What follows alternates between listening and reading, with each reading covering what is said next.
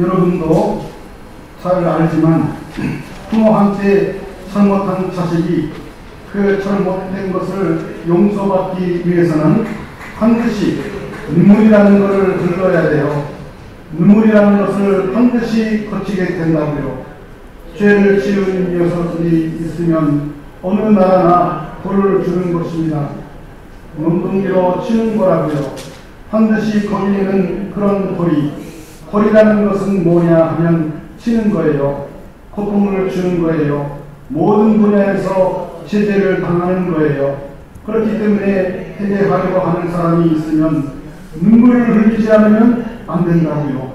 눈물을 흘리는 데는 많은 아픔을 느껴야 돼요.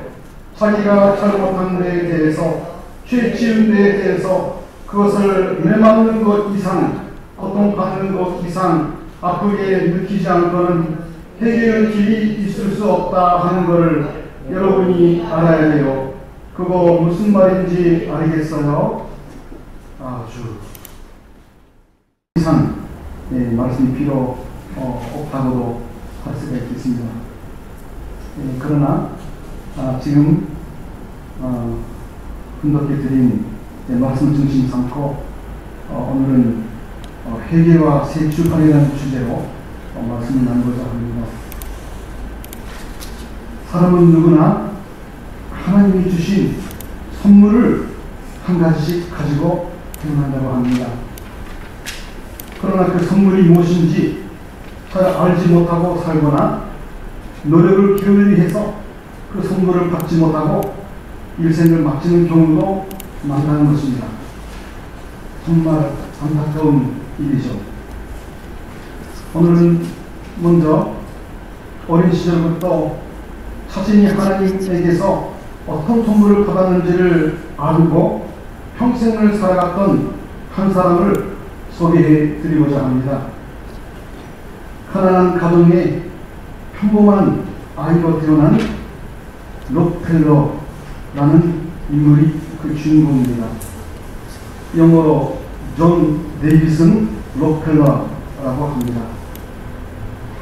그는 돈을 소중하게 여길 줄 알았고 또 그것을 굴리는 방법도 누구보다 빨리 터득했다고 합니다.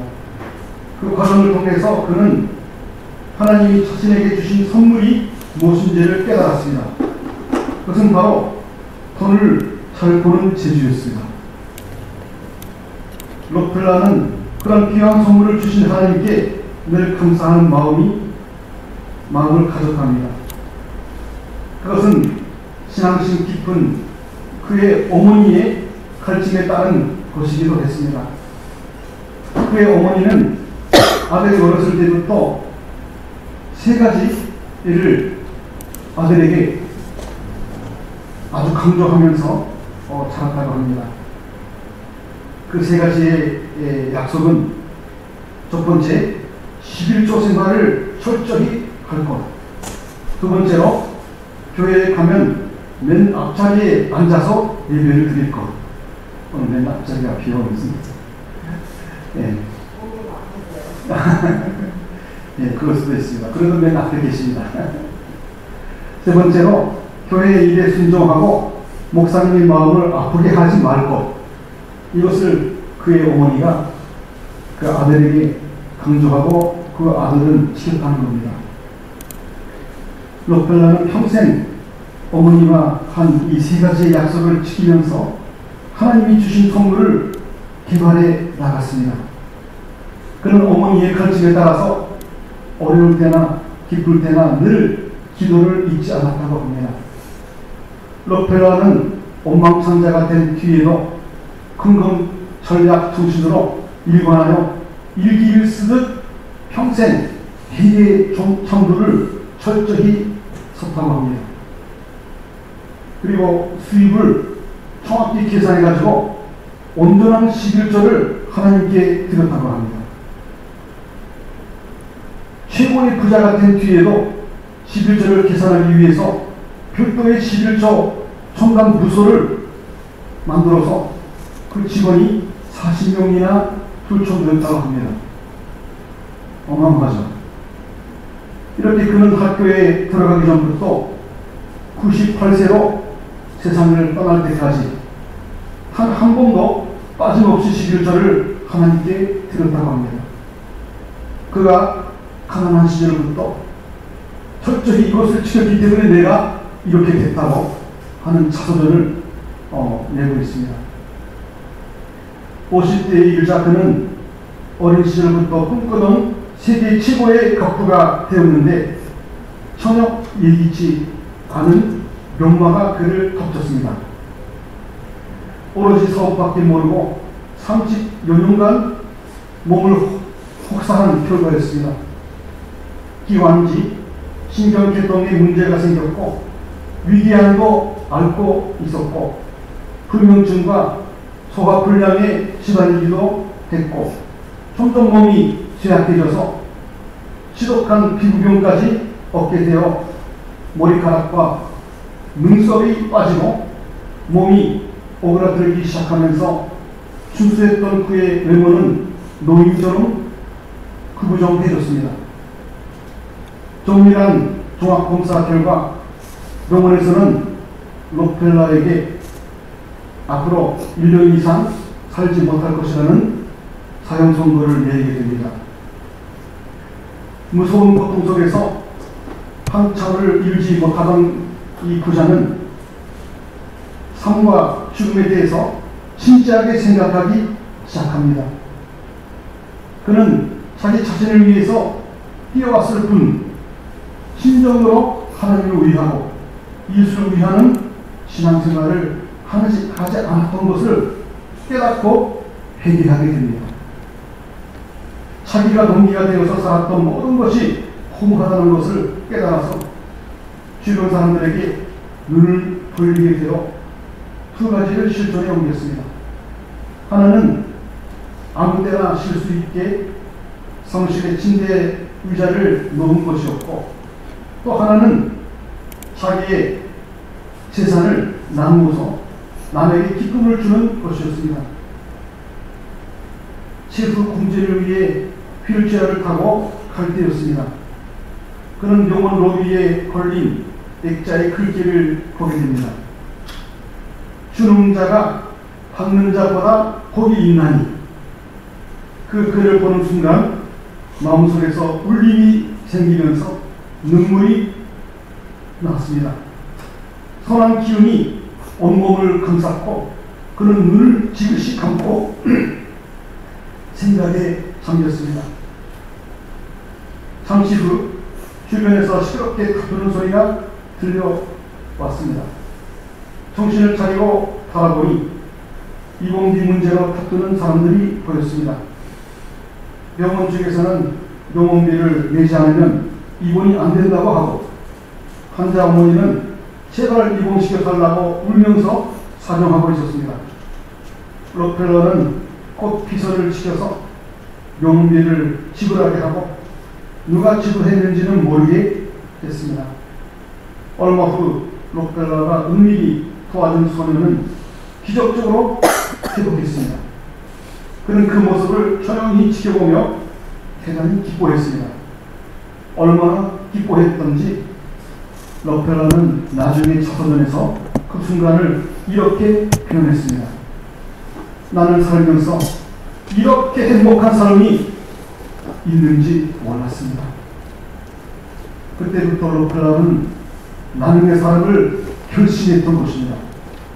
그 이후 그는 새 사람이 되어서 돈을 버는 일보다 엄청난 그의 재산을 자선과 기부에 쓰는 일에 더 시간을 투자했습니다. 그는 막대한 재산으로 가난한 사람들과 불쌍한 사람들을 돕기 시작하여 그러면서 하나님에게 자신의 건강을 돌려달라고 간절히 기도했습니다. 그러자 기도에 대한 응답이 왔고 록펠러는 이전의 건강한 몸을 되찾아갔습니다. 그동안 자신이 오로지 세계 최고의 회사를 만들기 위한 현세적 목표만 가지고 앞만 보며 달려왔다는 것을 진정으로 회개했던 것입니다. 나중에 그는 자신의 인생을 이렇게 해고합니다. 인생 전반기 55년은 쫓기며 살았지만 후반기 43년은 행복하게 살았습니다. 록펠러는 록펠러 의학연구소 그리고 록펠러 재단을 비롯해서 시카고 대학 등 12개의 종합대학과 12개의 특화대학을 설립했습니다. 또 놀랍게도 4,920개의 교회를 지었습니다. 5,000개 가까운 교회를 그가 지어서 사회에 바쳤고, 그 중에 시카고 대학은 설립 이래 100년 동안에 70여 명의 노벨상 수상자를 배출했는데, 이것만 봐도 미국 사회에 미친 그의 영향력을 짐작할 수가 있습니다. 현재 미국의 최고 학부로 알려진 빌 게이츠가 가진 재산보다 그가 가진 재산을 현재의 가치로 환산했을 때에 3배나 록펠러가 더 많다고 합니다.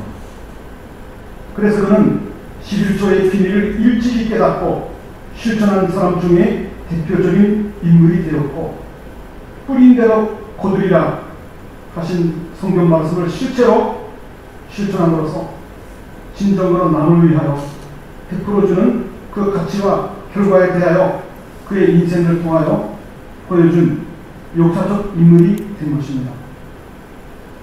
여기서 11조의 은혜와 가치, 그 바른 방법에 대해서 말씀드리겠습니다. 이외로 모르는 우리 식구님도 많다는 걸 압니다. 11조는 원래 이스라엘의 믿음의 조상, 또 혈통의 조상이기도 하는 아브라함이 하나님과 맺은 축복의 언약이고 계약이었습니다. 원래 나라는 존재는 하나님의 것입니다. 나에게 속한 모든 물질은 하나님의 것이지만 나에게 들어오는 모든 만물의 10분의 1을 가장 귀한 제물로서 하나님께 바침으로 말미암아 나머지 10분의 9도 하나님의 것으로서 성결되어서 축복받지 못한 족속들과는 달리 복의 기반이 된다는 그런 내용입니다. 그렇기 때문에 11조는 가장 귀한 촉꽃이라 합니다. 쓰다가 남은 것, 인간적인 미련이나 잘못된 동기로 바쳐서는 온전한 11조가 못됩니다. 그리고 많은 사람이 생각하는 일방적인 기부와는 근본적으로 그 성격이 다릅니다. 세상의 기부는 내 생활이 위주입니다. 내 생활에서 이 정도는 내가 필요 없으니 줄 수가 있으니까 적당히 이 정도 하면 되겠지 하면서 한다면은 복을 받겠습니까?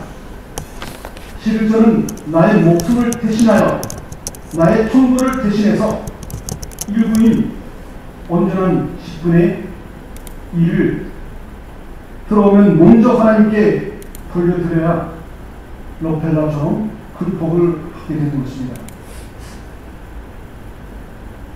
지금 여러분, 경제라는 것은 대단히 영적인 것입니다. 어느 경제학자는 하나님의 보이지 않는 선에 의해서 세계의 경제가 돌아간다고까지 말하고 있지 않습니까? 우리의 섬세한 마음의 세계, 농기까지도 꿰뚫어 보시고 얼마나 그 사람이 깨끗한지, 믿을 수 있는 사람인지 거짓인지 다 아시는 하나님입니다. 우리 식구님들은 만물복귀 활동을 실제로 해보신 분들은 아실 것입니다. 내적인 마음의 자세가 철저하게 사람을 동기로 해서 절대 기준으로 일관되게 세워졌을 때 놀라울 정도로 엄청난 기적과 같은 결과를 주시는 사서 역사하시는 하나님이라는 것을 체험하신 분이 많으실 겁니다. 그렇습니다. 형제라는 것은 살아있는 물건처럼 하나님의 안 보이는 손에 의해서 들어왔다 나갔다 하는 것입니다. 있다가도 없는 것이고 없다가도 있게 됩니다. 역사적으로 왜 그렇게 많은 위태인들 중에 갑부가 많이 나타날까요? 왜 그렇게 많은 크리스천들이 대성공을 이루어서 대부호가 되고 있는지 비밀이 여기에 있다는 것입니다. 믿지 못하는 것은 실험해 보시면 좋겠습니다. 실험할 수가 있어요. 나에게 들어오는 첫 것을 롯데라처럼 정확한 11조를 계산하기 위해서 40명을 고용하지는 않더라도 정직하게 바치고 살아보십시오. 적당히 이 정도 기반이 되겠지 하면 쓰다가 남은 것은 그것을 보셨을 때 스스로 비교해 보시면 알게 됩니다. 경제야말로 하나님을 알 수가 있는 길입니다. 신기하게도 11조는 그것을 안 하거나 닦아서 하면은 그 이상으로 사고가 나거나 질병이 생겨서 돈이 나가기 마련입니다. 그래서 신전적으로 하늘 부모님께 맑고 깨끗한 습것을 온전히 바치고 6개월 정도 지나보십시오. 이전보다 분명히 풍요롭고 보다 공적으로 그 앞에 공헌하고 있는 화랑찬 내가 되어 있음을 발견하게 될 것입니다. 11조는 교회나 목사에게 바치는 것이 아닙니다. 하나님께 바치는 것이기 때문에 모든 것을 아시는 하늘 부모님은 우리가 부족하나 진실되고 천직하게 바친 그 마음과 실천을 무섭도록 기억하시다가 결정적인 순간에 어마어마한 복을 주시는 것입니다. 마찬가지로 시간의 11조도 있습니다. 하루가 24시간이죠. 그렇기 때문에 계산하면 대략 하루에 3시간 정도를 하늘의 뜻 앞에 공적으로 뜻을 위하여 아니면 공적인 뜻을 위한 경제 활동을 위해서 바치십시오. 11조 생활은 손민으로서의 의무이자 책임이자 전통입니다. 보다 전체를 위하여 공적으로 살아가는 것이 엄청난 복을 받는 비결이라는 것을 성부모님의 생애로전 뿐만 아니라 세계적인 많은 제1 이스라엘인 유대인, 제2 이스라엘로서의 기독교인들이 역사적으로 보여주고 있습니다. 2000년 전에 예수님이 공생애를 출발하면서 먼저 40일간 광야에서 고행의 길을 갔습니다. 예수님의 이 40일 기간은 회개의 기간이었습니다. 여러분, 메시아도 회개를 하십니다.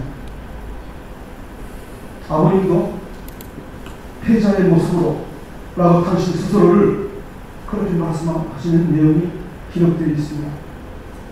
우리와 똑같은 인간의 모습을, 인간의 죄를 쓰고 살아오신 그 노정 얼마나 아프고 얼마나 어려웠겠습니까? 하나님의 나라를 이루라고 소명을 받고 메시아로 지상에 오셨지만 예수님은 30년간 아무 일도 못하고 모았던 제자들 다 흩어지고 12제자, 세 제자도 다 배신해버리고 술제자까지도 돌아서서 배신해버리는 그런 마당에 믿을 것이 없었습니다. 기댈 것이 없었습니다. 일개의 기름으로서 신의 생활에 대한 회개의 기간을 예수님도 지내셨다는 것을 성경은 기록하고 있습니다. 예수님이 40일 고행을 끝내고 세상으로 나와서 처음 외친 말씀이 회개하라 천국이 가까이 왔느니라 였습니다. 예수님의 최초의 일관이 회개하라는 것이었을까요? 천국의 실현은 인간의 내면 세계에서 먼저 이루어지기 때문입니다. 우리가 천국을 이루는데 문화적 전역 혹은 영적 역사도 중요합니다. 그러나 천국을 이루기 위해서는 먼저 인간의 정신세계의 편협이 있어야 합니다. 그래서 예수님은 천국은 네 마음속에 있느니라고 말씀하신 것입니다. 참 부모님도 천국 공소를 위해 눈물을 흘리고 회개해야 되겠다. 천국을 공소하기 위한 방법은 그 방법밖에 없다 라고 말씀하셨습니다. 하나님의 나라의 공소는 먼저 지금까지 하나님 앞에 불효했던 모든 것을 눈물로 회개하는 자리에서부터 시작된다는 것입니다. 저는 최근에 매주 목요일마다 하고 있는 우리 이 지구의 천심원 특별주야 전성에 매주마다 전성을 드려보니까 거기서 다른 교회의 목사님들 그리고 신천전 메시아 분들이 보고 감정하는 말씀들을 들으면서 스스로에게 회개해야 되겠다 그렇게 말하고 있습니다. 이 시대 우리를 향해서 회개하라고 외치시는 하나님의 음성을 들을 수 있어야 합니다. 회개의 다른 표현에는 회심, 돌아오는 회자와 마음심자, 그리고 또 회심, 뉘우칠 회자와 마음심자, 이 두 가지가 있습니다. 회심은 마음을 걸기는 것이고 회심은 잘못을 뉘우치는 것입니다. 회개는 일시적인 마음의 변화를 의미하는 것이 아니고 마음과 몸을 중심한 우리의 생활 전체를 돌이키는 것입니다. 나의 죄와 타락성을 인정하고 고백하며 다시는 똑같은 잘못을 안 하겠다는 것을 굳게 결심하는 것입니다. 회개는 잘못을 뉘우치는 것으로서 시작해야 합니다. 지난날의 죄를 뉘우치고 선한 백성이 되어야 하나님의 나라, 즉 천국의 백성이 될 수가 있습니다. 우리의 가장 큰 죄는 무엇일까요? 말하신 대로 살지 못한 것이라고도 알 수 있습니다. 3대 축복의 말씀, 먼저 사람이 되어라, 참사람의 인격자가 되어라 하는 부모의 마음을 우리가 어떻게 외면할 수 있겠습니까? 아무리 선하고 의롭게 산다 할지라도 사람이 혼자 있는 것은 좋지 못하다고 하신 하나님의 성경 말씀을 기억하실 것입니다. 인격자가 되고 축복을 통해서 영원히 변치 않는 유일한 사랑을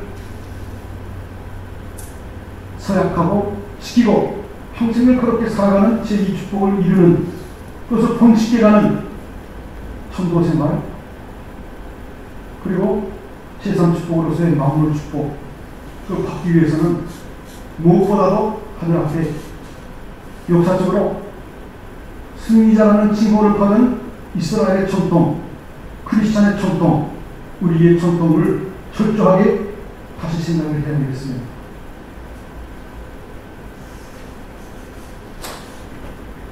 여기서 전 부모님은 또 한 가지 말씀을 하겠습니다. 근본 말씀의 두 번째가 되겠습니다.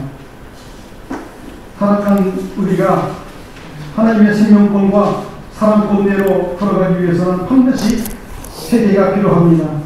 성전으로부터 지금까지 회개라는 양의 죄를 지었으면 그 이상의 노력을 하고 회개를 해야 됩니다. 그렇기 때문에 신앙생활에서 회개를 빼놓을 수 없다는 것입니다. 우리들은 천대의 만대의 선조들을 통해서 태어났습니다. 그 선조들이 선한 선조들이면 나는 자동적으로 하나님의 생명권 내에 접할 수 있는 가까운 거리에 있는 것입니다. 먼 거리에 있는 사람이 하나님의 생명권과 인연을 맺으려면 선조들이 악하였던 모든 양을 넘어설 수 있는 회개의 기간이 절대 필요하다는 것입니다. 이것을 지우지 않고는 자기 이상의 생명력의 세계에 촉촉할 수 없습니다. 그렇기 때문에 신앙길에는 반드시 눈물이 필요하다는 것을 여러분이 알아야 하겠습니다. 이렇게 진정한 회개와 상감은 사람을 근본적으로 바꿉니다.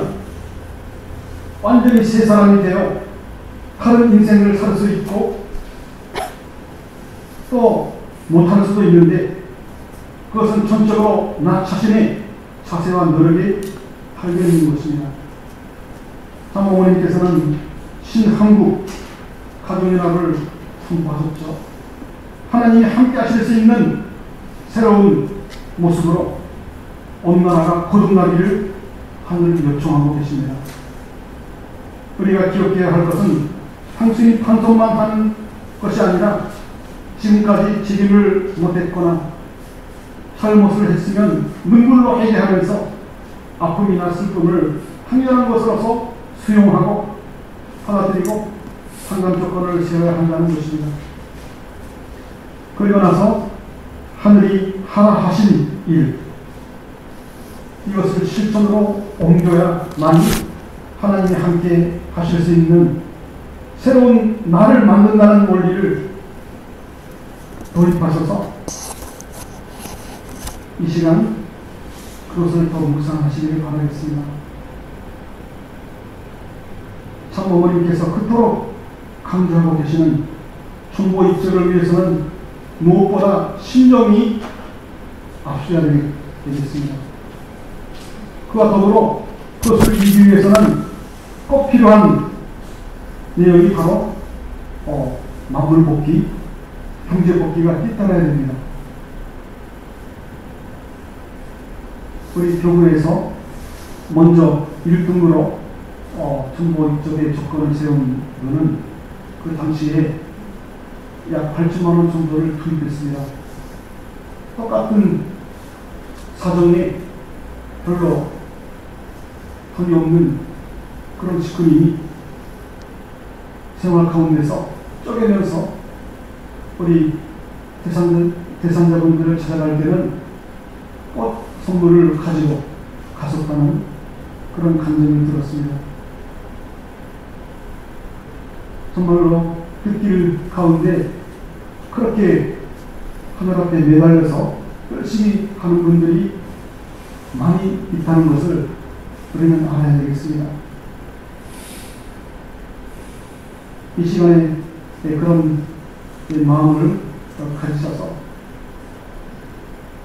각오를 그냥 마음으로 가지시는 것이 아니라 정의에 쓰시기를 바랍니다. 그러면 힘이 강력해진다고 합니다. 나의 대계와 결심을 정의에 쓰셔서 나는 지금까지 이것을 하늘 앞에 잘못했고 나는 이것을 앞으로 이렇게 하겠다는 내용을 꼭 쓰셔서 하늘 앞에 그렇게 보고하시기를 바라겠습니다. 그러므로서 스스로 그렇게 정하셔서 뜻있고 착하가 인정하는 참된 사랑의 승자가 되시어서 내년 2021년에는 기필코 정보 입적을 하셔서 천지인 천부모님의 크신 사랑과 축복 속에서 신통일한국 남북통일 통일의 동참자가 되시고 천일국의 진정한 중요의 명문가로 살아가시기를 진심으로 기원드립니다. 아주